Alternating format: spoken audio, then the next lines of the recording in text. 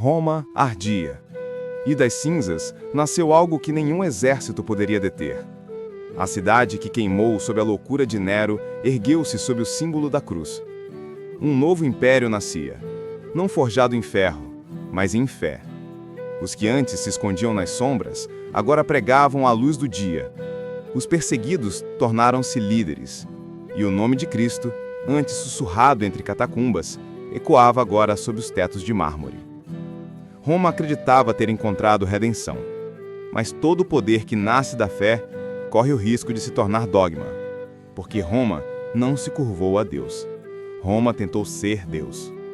Antes de seguir, inscreva-se no canal Ecos da História e prepare-se para testemunhar o capítulo mais ambicioso da saga romana, onde a cruz se tornará coroa e a fé se tornará poder. Constantino ordenou que templos fossem erguidos onde antes existiam arenas, basílicas sobre os túmulos dos mártires, e onde o sangue havia manchado o chão, agora reluzia o mármore da devoção. A cruz, símbolo de sacrifício, tornara-se bandeira de conquista. O império se convertera assim, mas a conversão também era política. Para Constantino, a fé não era apenas salvação, era poder, era unidade. O cristianismo unificava um império em ruínas, não mais pela força da espada, mas pela promessa da eternidade. E assim, o trono e o altar tornaram-se um só. Nascia o Império do Espírito, coroado de ouro. No ano de 330 d.C., Constantino fundou uma nova capital, Constantinopla, a nova Roma. Entre mares e muralhas, a cidade se erguia como um farol da cristandade. Suas cúpulas douradas refletiam o sol como fogo divino. O imperador era chamado de escolhido de Deus, e os bispos, antes perseguidos, agora se sentavam em tronos de marfim. Roma havia trocado a glória dos generais pela glória dos santos, mas a santidade tinha um preço. A igreja, nascida nas sombras, agora brilhava entre o ouro dos palácios. O poder espiritual se confundia com o político, e a fé, que libertava os oprimidos, começou a governar os poderosos. Concílios foram convocados para definir o que era verdadeiro e o que era heresia. A fé ganhava forma, mas perdia pureza. No Concílio de Nicéia, o próprio Constantino presidiu o debate. O credo cristão foi criado, não apenas como oração, mas como decreto imperial. Por trás das preces, o som das coroas. Por trás da devoção, a sede pelo controle. Roma havia transformado a cruz em lei, e quando a fé se torna lei, a liberdade morre. Após a morte de Constantino, o império foi dividido. Seus filhos partiram o território, e também a alma de Roma. Dois mundos nasceram, o Império Romano do Ocidente, com Roma, e o Império Romano do Oriente, com Constantinopla. Dois impérios, duas visões. No Ocidente, o Papa erguia-se como voz divina. No Oriente, o patriarca compartilhava o trono com o imperador. Entre eles, nascia uma ferida que jamais cicatrizaria. Novos governantes subiram ao poder. Alguns piedosos, outros cruéis, mas todos com o mesmo desejo: governar não apenas corpos, mas almas. Juliano, o apóstata, tentou reacender o fogo dos deuses antigos. Reconstruiu templos, reacendeu incensos, ofereceu sacrifícios a Júpiter e Marte. Mas os deuses estavam mortos. O povo agora se ajoelhava diante da cruz. Juliano tombou em batalha murmurando: "Venceste, Galileu." Era o último suspiro do mundo antigo. Enquanto os imperadores discutiam teologia, as fronteiras desmoronavam. Godos, vândalos, hunos, as sombras dos bárbaros se aproximavam. As legiões estavam cansadas, as províncias empobrecidas, e o tesouro romano escoava para igrejas e exércitos. O povo rezava por um milagre, mas o céu permanecia em silêncio. Então surgiu Teodósio, o último imperador de um império unido, homem de fé e de guerra.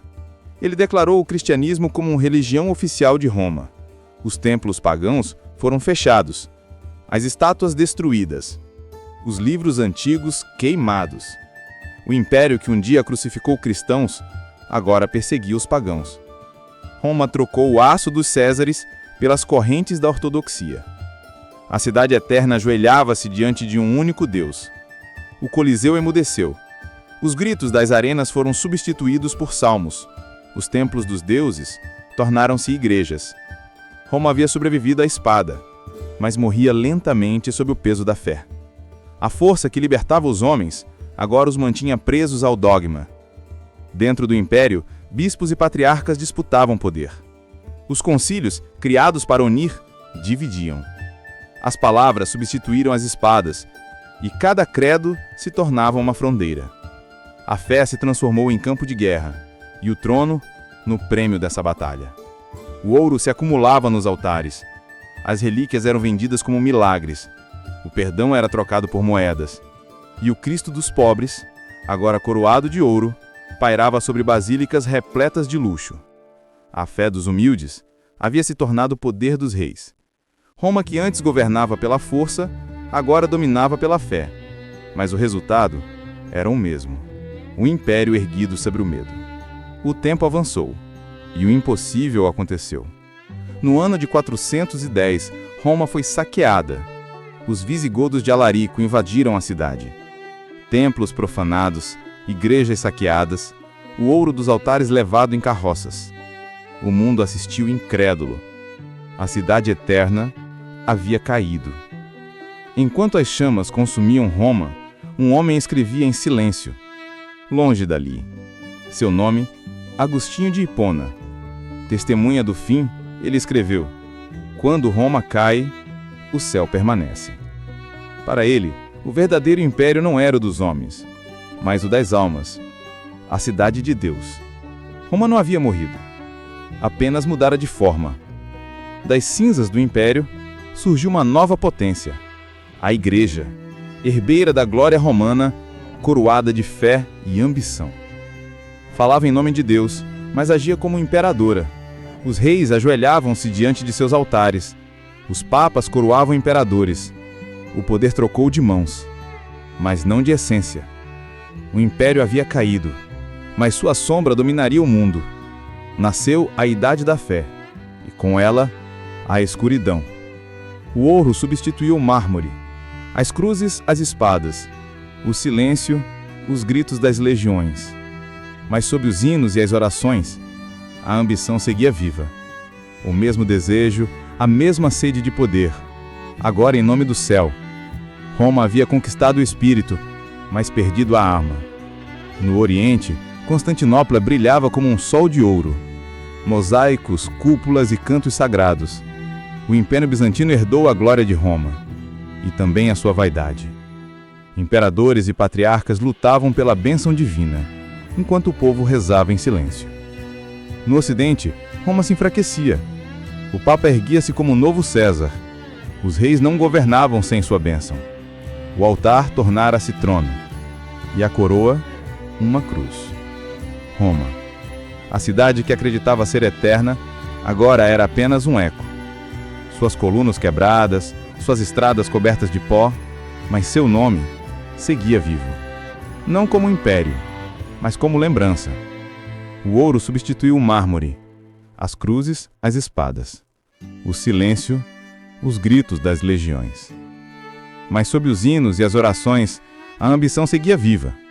O mesmo desejo, a mesma sede de poder. Agora, em nome do céu. Roma havia conquistado o espírito, mas perdido a alma. No próximo episódio de Ecos da História, episódio 5. As cinzas do Império. O mundo depois de Roma. Quando o Império caiu, o mundo se dividiu. Mas das ruínas de Roma nasceu um novo poder, a Igreja, e com ele uma era em que a fé reinaria sobre reis e séculos.